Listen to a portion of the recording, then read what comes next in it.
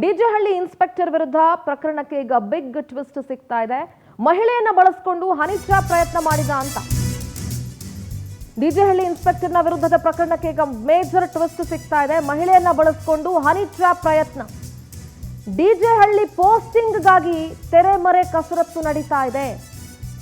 ಪೋಸ್ಟಿಂಗ್ಗಾಗಿ ಮಹಿಳೆಯನ್ನ ಬಳಸಿಕೊಂಡು honey trap ಮಾಡಿದ್ರ ಅನ್ನೋ ಪ್ರಶ್ನೆ ಇದೆ. ಇನ್ಸ್ಪೆಕ್ಟರ್ ಸುನಿಲ್ ಎತ್ತಂಗಡಿ ಮಾಡಿಸೋದಕ್ಕೆ ಹನಿ ಟ್ರ್ಯಾಪ್ ಪ್ರಯತ್ನವನ್ನ ಮಾಡಲಾಯ್ತಾ?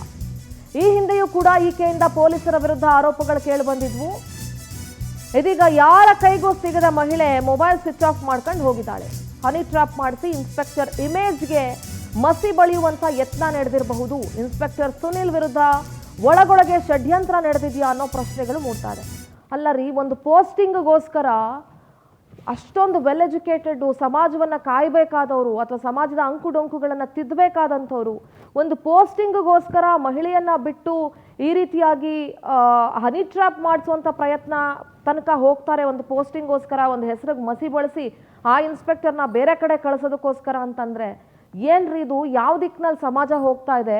ಸಮಾಜದ ಕ್ರೈಮಲ್ಲಿ ಏನೇನಾಗತ್ತೆ ಆ ಕ್ರೈಮ್ಗಳನ್ನು ಕಂಡು ಹಿಡಿದು ಅದಕ್ಕೆ ಶಿಕ್ಷೆ ಕೊಡಿಸಿ ತನಿಖೆ ನಡೆಸಿ ಅದನ್ನು ಸರಿಯಾದ ರೀತಿಯಾಗಿ ದಾರಿಗೆ ತರಬೇಕಾದಂತಹ ಒಂದು ಇಲಾಖೆ ಏನಿದೆ, ಆ ಇಲಾಖೆ ಒಳಗೆ ಈ ರೀತಿ ಎಲ್ಲ ನಡೆಯುತ್ತೆ. ನೋಡಿ, ವಾಟ್ಸಾಪ್ ಮೆಸೇಜ್ಗಳು ನೋಡಿ, ಚಿನ್ನ doing what are you doing dear, ಈ ರೀತಿಯಾದಂಥ ಮೆಸೇಜ್ಗಳಿದು ಹನಿ ಟ್ರ್ಯಾಪ್ ಮಾಡಿಸೋದಕ್ಕೆ ಮಾಡಿಲ್ಲ ಅಂತ ಸಾಕಷ್ಟು ಜನ ಪೊಲೀಸರ ಮೇಲೆ ಆರೋಪಗಳನ್ನು ಮಾಡಿರುವಂಥ ಈ ಮಹಿಳೆ ಈಗ ಫೋನ್ ಸ್ವಿಚ್ ಆಫ್ ಮಾಡ್ಕೊಂಡು ಕಾಣೆ ಆಗಿದ್ದಾಳೆ. ಎಲ್ಲಿ ಹೋಗಿದ್ದಾಳೆ, ಏನು ಎತ್ತ, ಏನು ಕೂಡ ಗೊತ್ತಿಲ್ಲ.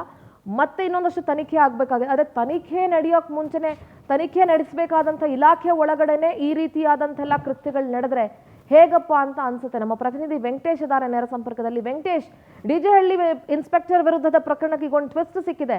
ಅವ್ರ ಪೋಸ್ಟಿಂಗ್ಗೋಸ್ಕರ ಅವ್ರನ್ನ ಬೇರೆ ಕಡೆ ಕಳಿಸ್ಬೇಕು ಅಥವಾ ಅಲ್ಲಿಗೆ ಬೇರೆಯವ್ರ ಪೋಸ್ಟಿಂಗ್ ಆಗಬೇಕು ಅಥವಾ ಆ ಇನ್ಸ್ಪೆಕ್ಟರ್ ಹೆಸರಿಗೆ ಮಸಿ ಬಳಿಬೇಕು ಅಂತ ಏನಾದರೂ ಹನಿ ಟ್ರ್ಯಾಪ್ ಮಾಡಿಸಿದಾರ ಈ ಮಹಿಳೆಯನ್ನ ಬಿಟ್ಟು ಅನ್ನುವಂಥ ಮಾತುಗಳು ಕೇಳಿ ಬರ್ತಾ ಇದೆ. ವೆಂಕಟೇಶ್, ಏನು ಹೇಳ್ತೀರಿ?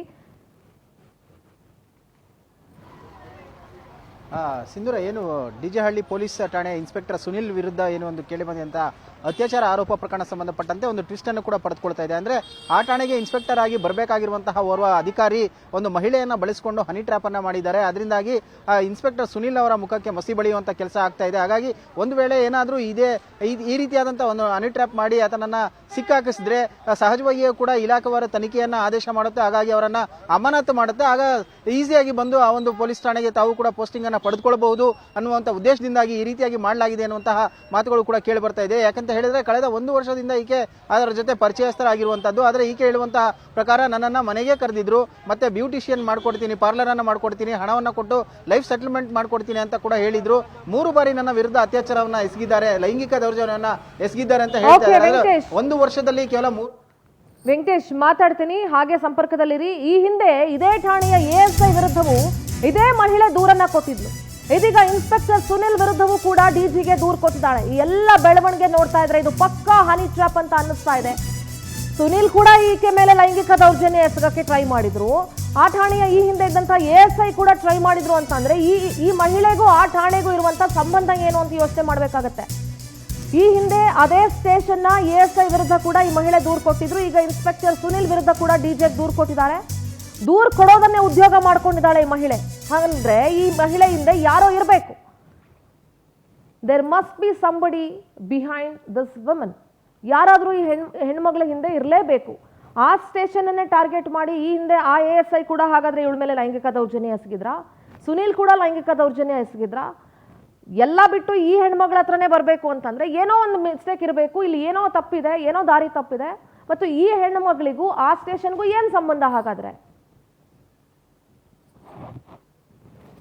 ಡಿಜೆಹಳ್ಳಿ ಪೋಸ್ಟಿಂಗ್ಗೋಸ್ಕರ ತೆರೆಮರೆಯಲ್ಲಿ ಈ ರೀತಿಯಾದಂತಹ ಕಸರತ್ತು ನಡೆಯುತ್ತೆ ಅಂತಂದ್ರೆ ಇದಕ್ಕಿಂತ ಅಸಹ್ಯಕರವಾದಂಥ ವಿಚಾರ ಇನ್ಯಾವುದೂ ಇಲ್ಲ. ಎಸ್, ವೆಂಕಟೇಶ್ ಇದ್ದಾರೆ ನಮ್ಮ ಪ್ರತಿನಿಧಿ ನೇರ ಸಂಪರ್ಕದಲ್ಲಿ. ವೆಂಕಟೇಶ್, ಈ ಹಿಂದೆ ಅದೇ ಸ್ಟೇಷನಲ್ಲಿ ಎಎಸ್ಐ ಕೂಡ ಒಬ್ರು ಇರ್ತಾರೆ, ಆಕೆ ಮೇಲೂ ಈಕೆ ದೂರು ಕೊಡ್ತಾರೆ, ಅವ್ರ ಮೇಲೂ ಈಗ ಸುನಿಲ್ ಮೇಲೂ ದೂರು ಕೊಟ್ಟಿದ್ದಾರೆ. ಹಾಗಾದ್ರೆ ಆ ಸ್ಟೇಷನಲ್ಲಿ ಇನ್ಸ್ಪೆಕ್ಟ್ರು ಅಥವಾ ಎಎಸ್ಐಗಳು ಯಾರಿದ್ರು ದೂರು ಕೊಡ್ತಾರೆ ಅಂತಂದ್ರೆ ಈಕೆಗೂ ಆ ಸ್ಟೇಷನ್ಗೂ ಇರೋ ಸಂಬಂಧ ಏನು ವೆಂಕಟೇಶ್? ಸಿಂಧೂರ ಈಕೆ ಏನು ಒಂದು ಈ ಭಾಗದ ಪೊಲೀಸ್ ಠಾಣೆಗಳಲ್ಲಿ ಕೂಡ ಸಕ್ರಿಯವಾಗಿ ಓಡಾಟವನ್ನು ಮಾಡ್ತಿರ್ತಾಳೆ, ಅಲ್ಲಿರುವಂತಹ ಅಧಿಕಾರಿಗಳನ್ನ ಪರಿಚಯ ಮಾಡ್ಕೊಳ್ಳುವಂತ ಕೆಲಸವನ್ನು ಕೂಡ ಮಾಡ್ತಿದ್ದಾಳೆ ಅಂತ ಹೇಳಿ ಗೊತ್ತಾಗ್ತಾ ಇದೆ. ಒಂದು ಸಂಘಟನೆಯಲ್ಲಿ ಕೂಡ ಈಕೆ ಗುರುತಿಸಿಕೊಂಡಿದ್ದಾಳಂತೆ. ಯಾಕಂದ್ರೆ ಕೆಜೆಹಳ್ಳಿ ಪೊಲೀಸ್ ಠಾಣೆಗೂ ಕೂಡ ಬಂದು ಕೆಲವೊಂದು ಕಂಪ್ಲೇಂಟ್ ಆದಂತಹ ವೇಳೆಯಲ್ಲಿ ಒಂದು ದೂರುದಾರರ ಪರವಾಗಿ ನಿಂತು ಈಕೆ ಕೆಲವೊಂದು ಸೆಟಲ್ಮೆಂಟ್ಗಳನ್ನು ಕೂಡ ಮಾಡಿಸಿದ್ದಾರೆ ಅಂತ ಹೇಳಿ ತಿಳಿದು ಬರ್ತಾ ಇದೆ. ಅಂತೆ ಡಿಜೆಹಳ್ಳಿ ಪೊಲೀಸ್ ಠಾಣೆ ವ್ಯಾಪ್ತಿಯಲ್ಲಿ ಇರುವಂತಹ ಒಂದು ಎಎಸ್ಐ ಏನಿದ್ದಾರೆ ಅವರ ಜೊತೆ ಕೂಡ ಇದೇ ರೀತಿಯಾಗಿ ಈಕೆ ಸಲುಗೆಯಿಂದ ಇದ್ದು ಅವರ ವಿರುದ್ಧ ಕೂಡ ಇದೇ ರೀತಿಯ ಒಂದು ಆರೋಪವನ್ನು ಕೂಡ ಮಾಡಿದ್ರಂತೆ. ಅದಕ್ಕೆ ಸಂಬಂಧಪಟ್ಟಂತೆ ಇದೇ ಸುನಿಲ್ ಅವರು ಕೂಡ ಏನು ಆಕೆಯನ್ನ ಕರೆಸಿ ಬುದ್ಧಿವಾದವನ್ನು ಕೂಡ ಹೇಳಿದ್ರು. ಆದ್ರೆ ಈಗ ಅದನ್ನೇ ನಂಬಿ ಇವರು ಕೂಡ ಅದೇ ಒಂದು ಹಳ್ಳಕ್ಕೆ ಬೀಳ್ತಾರ ಅನ್ನುವಂತ ಪ್ರಶ್ನೆ ಕೂಡ ಕಾಡ್ತಾ ಇರುವಂತದ್ದು. ಅಂದ್ರೆ ಈಕೆ ತನಗೆ ಬೇಕಾದಂತ ಕೆಲಸ ಕಾರ್ಯಗಳನ್ನು ಮಾಡಿಸಿಕೊಳ್ಳುವ ಉದ್ದೇಶದಿಂದಾಗಿ ಈ ರೀತಿಯಾದಂತಹ ಒಂದು ಕೃತ್ಯಗಳನ್ನೇ ಮಾಡ್ತಾ ಇದ್ದಾಳೆ ಅನ್ನುವಂತ ಆರೋಪ ಕೂಡ ಕೇಳಿ ಬರ್ತಾ ಇದೆ. ಈಗ ಸುನಿಲ್ ಅವರನ್ನು ಕೂಡ ಇದೇ ರೀತಿಯಾಗಿ ಒಂದು ಮೆಸೇಜ್ಗಳನ್ನ ಮಾಡಿ ಆತನನ್ನ ಹನಿ ಟ್ರಾಪ್ಗೆ ಬೀಳಿಸಿಕೊಳ್ಳುವಂತ ಒಂದು ಪ್ರಯತ್ನ ಕೂಡ ಮಾಡ್ತಾ ಇದೆ. ಅಂದ್ರೆ ತನಗೆ ಬ್ಯೂಟಿ ಪಾರ್ಲರ್ ಬೇಕು, ಬ್ಯೂಟಿಷಿಯನ್ ಆಗಿದ್ದೀನಿ, ನಾನು ಲೈಫ್ ಅನ್ನ ಸೆಟಲ್ಮೆಂಟ್ ಮಾಡ್ಕೊಡಿ, ಜೊತೆಗೆ ಒಂದು ಮನೆಯನ್ನ ಮಾಡ್ಕೊಡಿ ಅಂತ ಹೇಳಿ ಹಾಗೆ ಆತನನ್ನ ಡಿಮ್ಯಾಂಡ್ ಕೂಡ ಮಾಡಿದ್ದಾಳೆ ಅಂತ ಹೇಳಿ ಗೊತ್ತಾಗ್ತಾ ಇದೆ. ಅಂದ್ರೆ ಇಷ್ಟೆಲ್ಲ ಮಾಡ್ತಾ ಇರುವಂತಹ ಈಕೆಗೆ ಯಾರು ಈ ರೀತಿಯಾಗಿ ಸಪೋರ್ಟ್ ಮಾಡ್ತಾ ಇದ್ದಾರೆ ಮತ್ತು ಆ ಒಂದು ಠಾಣೆಗೆ ಠಾಣಾಧಿಕಾರಿಯಾಗಿ ಬರಬೇಕಾಗಿರುವಂತಹ ಅಧಿಕಾರಿಯರಿದ್ದಾರೆ ಈಕೆಯನ್ನ ಬಳಸಿಕೊಂಡು ಈ ರೀತಿಯಾಗಿ ಮಾಡ್ತಾ ಇದ್ದಾರೆ ಅನ್ನುವಂತ ಪ್ರಶ್ನೆಗಳು ಕೂಡ ಸಹಜವಾಗಿ ಕಾಣುತ್ತೆ. ಒಂದ್ ವೇಳೆ ಏನಾದ್ರೂ ಇವರು ಈ ರೀತಿಯಾದಂತಹ ಒಂದು ಆರೋಪದಲ್ಲಿ ತಗಲಾಕೊಂಡಿದೆ ಆದ್ರೆ ಅವ್ರನ್ನ ಸಹಜವಾಗಿಯೂ ಕೂಡ ಅಮಾನತನ್ನು ಮಾಡ್ತಾರೆ. ಅಮಾನತಾದಂತ ವೇಳೆಯಲ್ಲಿ ಆ ಒಂದು ಠಾಣೆಗೆ ಯಾರು ಬರ್ಬೇಕಂತಿರ್ತಾರೆ ಅವರು ಮೇಲಧಿಕಾರಿಗಳ ಜೊತೆ ಹೋಗಿ ಮಾತನಾಡಿ ತಾನು ಕೂಡ ಆ ಒಂದು ಆ ಸೀಟ್ಗೆ ಬರಬಹುದು ಅನ್ನುವಂಥ ಉದ್ದೇಶದಿಂದಾಗಿ ಈ ರೀತಿಯಾಗಿ ಮಾಡಿರಬಹುದು ಅನ್ನುವಂಥದ್ದು ಕೂಡ ಗೊತ್ತಾಗ್ತಿದೆ. ಸದ್ಯ ಈಕೆ ಒಂದು ಪ್ರವೃತ್ತಿಯೇ ಕೇವಲ ಅಧಿಕಾರಿಗಳನ್ನ ಟಾರ್ಗೆಟ್ ಮಾಡಿ ವಿಡಿಯೋ ಕಾಲ್ಗಳನ್ನ ಮಾಡುವಂತದ್ದು ಮತ್ತು ವಾಟ್ಸ್ಆಪ್ ಮೆಸೇಜ್ಗಳನ್ನ ಮಾಡಿ ಅದನ್ನ ಇಟ್ಕೊಂಡು ಬ್ಲಾಕ್ ಮೇಲ್ ಮಾಡುವಂತ ಕೆಲಸಗಳನ್ನ ಮಾಡ್ತಾ ಇದ್ದಾರೆ ಅನ್ನುವಂಥದ್ದು ಕೂಡ ತಿಳಿದು ಬರ್ತಾ ಇರುವಂತಹದ್ದು Sindhura. Venkatesh, at the same time ಈಗ ಆ ಹೆಣ್ಮಗಳು ಮೆಸೇಜ್ ಮಾಡಿದ ತಕ್ಷಣ ಅಧಿಕಾರಿಗಳು ಮೆಸೇಜ್ ಯಾಕೆ ಮಾಡಬೇಕು, ರಿಪ್ಲೈ ಯಾಕೆ ಮಾಡಬೇಕು? ವೆಂಕಟೇಶ್, ಅಧಿಕಾರಿಗಳು ಕೂಡ ತಮ್ಮ ಹಿಡಿತದಲ್ಲಿ ತಾವಿದ್ರೆ ಇನ್ನೂ ಒಳ್ಳೇದಲ್ವಾ? ಅವಾಗ ಇಂಥ ಘಟನೆಗಳು ನಡೆಯೋದಿಲ್ಲ, ಯಾರು ಹನಿ ಟ್ರಾಪು ಮಾಡೋಕ್ಕಾಗಲ್ಲ ಅಲ್ವಾ?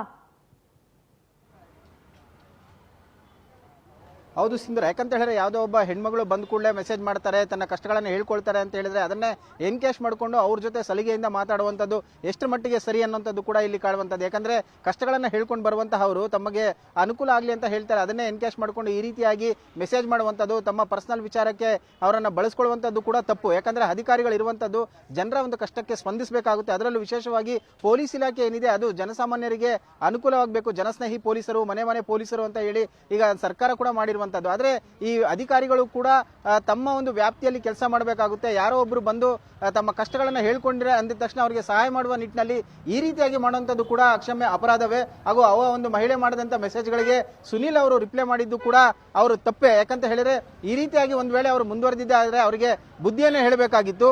ಅದನ್ನ ಹೊರತುಪಡಿಸಿ ಇವರು ಈ ರೀತಿಯಾಗಿ ಮಾಡಿದ್ದು ಎಷ್ಟು ಮಟ್ಟಿಗೆ ಸರಿ ಅನ್ನುವಂತ ಪ್ರಶ್ನೆ ಕೂಡ ಕಾಡುವಂತದ್ದು ಸಿಂಧೂರ. ಓಕೆ ವೆಂಕಟೇಶ್, ಥ್ಯಾಂಕ್ ಯು ನಿಮ್ಮೆಲ್ಲ ಡೀಟೇಲ್ಸ್ಗಾಗಿ.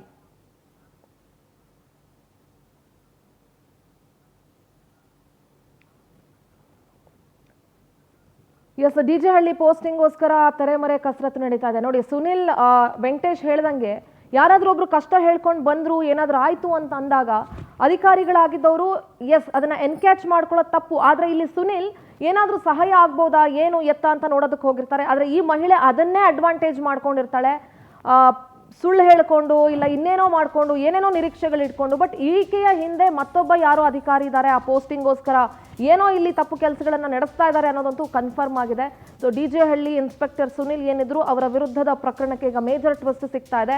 ಹನಿ ಟ್ರ್ಯಾಪ್ ಮಾಡಿ ಈ ರೀತಿಯಾದಂಥ ಕೆಲಸಗಳನ್ನ, ಈ ಕೃತ್ಯಗಳನ್ನ ಮಾಡಿರುವಂಥ ಮಾಹಿತಿ ಸಿಗ್ತಾ ಇದೆ. ಇನ್ಸ್ಪೆಕ್ಟರ್ ಸುನಿಲ್ ವಿರುದ್ಧ ಬಹಳ ದೊಡ್ಡ ಷಡ್ಯಂತ್ರ ನಡೀತಿದೆ ಅಂತ ಅನ್ನಿಸ್ತಾ ಇದೆ.